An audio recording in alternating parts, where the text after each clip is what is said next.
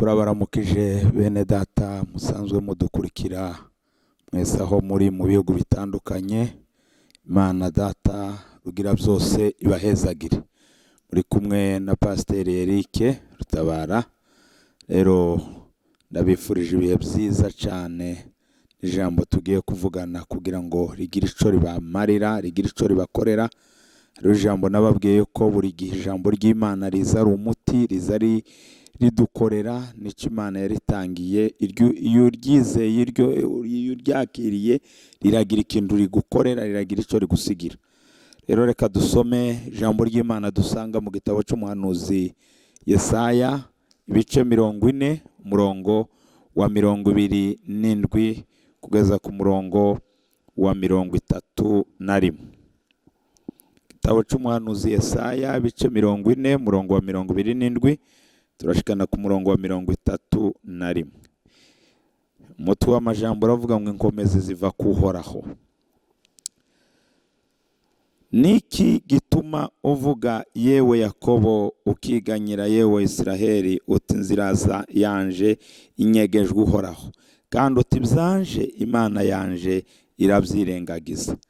Nti wari bwabimenye nturabyumva?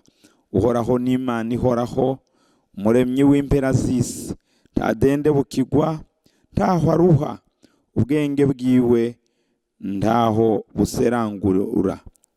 buserangura, niwe aho inkomezi abadende bukiwe, kandi ubutagira intege amwongeramo inkomezi. Imisore yonadende bukigwa ikaruha, n'imisore ikibangutse yo kwicako igatemba, ariko abiteze Uhoraho bazokwama biyubura mu nkomezi nshasha, bazodugisha amababa nk'inkukuma, biruke ntibaruhe, bagende ntibadende bukigwe. Amen. Mwene data mwebwe mudukurikira, n'iri jambo nkuzaniye, shaka kukubarira yuko ikintu gituma tugenda twiyubura mu nkomezi nsha, abantu bizeye Kristo, abantu bamumenye, abantu bamwakiriye, nuko bagenda biyubura mu nkomezi nsha. Kubera iki? Kubera yuko Uhoraho niwe baziga ku inkomezi zose, nta wundi aduha inkomezi. Inkomezi zacu ni Imana, ububasha bwacu ni Imana, umugisha wacu ni Imana. Rero ndakubwiye ngo igihe cyose uzobona yuko imbaraga zawe zihagaze mu Mana, uzogenda wiyubura mu nkomezi nsha, kandi mu buryo bwose butandukanye. Kuko ikibazo gihari mwene data, hari igihe twibaza yuko imbaraga zacu arizo zikora. Warondera ikintu ukabona giciyemo ukibaza ngo n'imbaraga zawe, wasengera ikintu ukabona giciyemo ukibaza ngo n'imbaraga zawe, cyangwa ukibaza ngo n'izindi nzira zawe. Ariko ijambo nkuzaniye kuri uyu munsi ni ukukubwira yuko inkomezi zacu zihagaze mu Uhoraho, ububasha bwacu buhagaze mu Uhoraho, umugisha wacu uhagaze ku Uhoraho. Kuko hano havuze, hagiye havuga abasore tuzi ko bafise inkomezi, ngo abasore b'imigenda bagikomeye, jeunesse bafite imbaraga, ngo abo bonanigwa, abo bokwica ko bagatemba, hari ibyo bananira, bogerageza kwiruka bikanga. Ariko abiteze Uhoraho ngo bagenda bagwiza imbaraga, ntibadende bukigwa, ngo bariruka. Haleluya. Ntabwo baruha, baragenda ntibadende bukigwa. Nubwo ibibazo ari byinshi, ndaza abantu benshi namwe mudukurikira hari abafite ibibazo.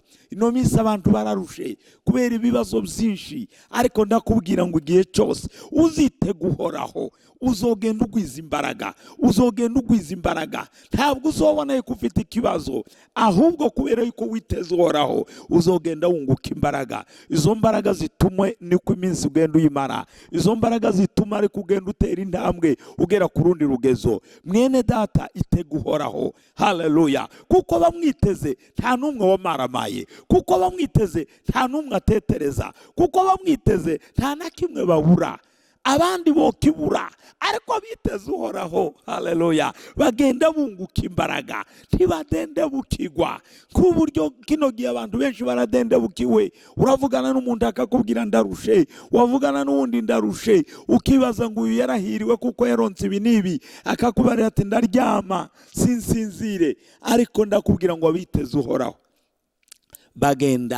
bagenda biyubura mu zindi nkomezi nsha, ntibadendebukirwa. Mwene data, reka guhagarika umutima, itega Uhoraho. Sinzi ibyo woba wawucamo, ariko ndakuzaniye ni nka kode, itega Uhoraho. Iryo ni ibanga. Mbega bamwitega ni abamwakiriye, ni abamumenye, ni abamugize uwa mbere mu buzima bwabo, ni abamwizeye. Nk'ubushize twigeze tuganira amajambo yo kwizera, ni abamwizeye babona yuko kubaho kwabo ari Kristo, ku buryo Pawulo yavuze ngo kubaho kwanje ni Kristo, no gupfa ni inyungu. Nta kindi bene data Imana dushakaho nuko tumwizera. Twitega Uhoraho. Witeze nde? Hari abiteze bene wabo, hari abiteze inshuti zabo, ariko ndakuzana inkuru nziza. Itega Uhoraho. Muzo wawe usengera, itega Uhoraho. Mu rugendo rwawe, itega Uhoraho. Kuko twasomye umutwe w'ijambo hano, haratubwira ngo inkomezi ziva ku Uhoraho. Nta wundi, niwe nkuzaniye ayo makuru kugira ngo ari we witega. Ntiwitega abantu. Umuntu arahemuka. Uyu munsi wo kwitega inshuti yawe ikaguhemukira, wo kwitega ababyeyi bikabananira, wo kwitega iki kuko ngo imisore yona dendebukirwa.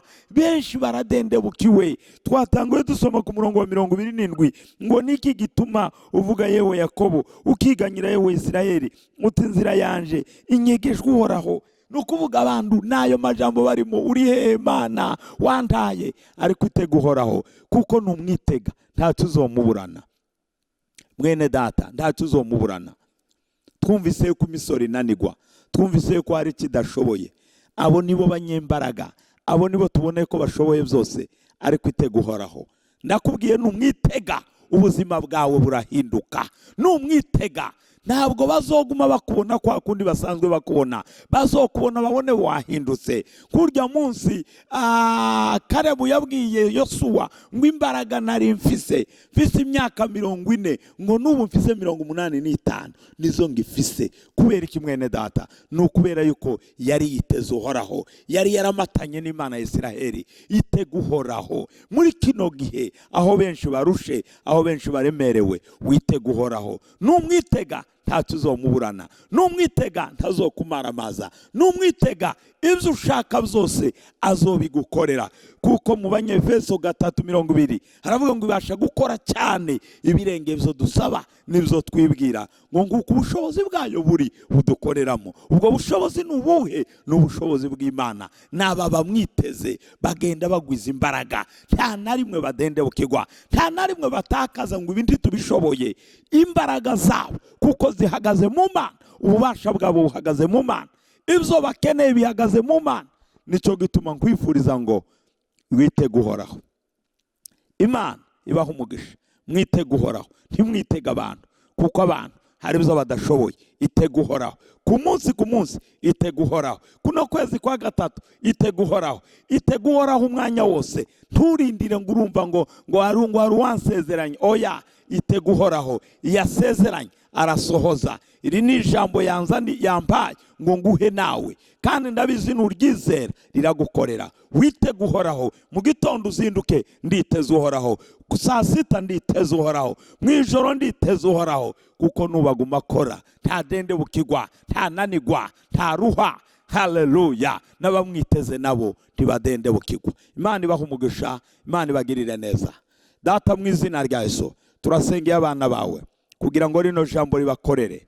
Mwami Imana, abakwiteze nta numwe wamaramaye, abakwiteze nta numwe wateterewe, abakwiteze bagiye bagwiza imbaraga. Ndasengeye abanyumva bose Mwami kugira ngo bagwize imbaraga kandi bagume bakwiteze. Ntibitega abantu kuko abantu barahemuka, ntibitega inshuti hari ibyo zidashoboye, ntibitega abakomeye bo bitwa ngo bafite imbaraga mu buryo bw'imibiri n'ibindi, ariko bitege wowe kuko bakwiteze nta n'umwe utetereza, nta n'umwe data ataronka icyo aba kwitezeho. Urakoze Jehova kubahaye imbaraga zisubira kandi kunagura mu mitima yabo, bakarushirizaho kukwitega. Icyubahiro gikomeze kuba icyawe. Abarwayi bakize, abafite ibibazo bibaruhije ubabere inyishu. Icyubahiro n'amashimwe bikomeze kugarukiraho, tubisenze tubyizeye mu izina rya Yesu, amen. Yesu abahezagire, mugire ibihe byiza.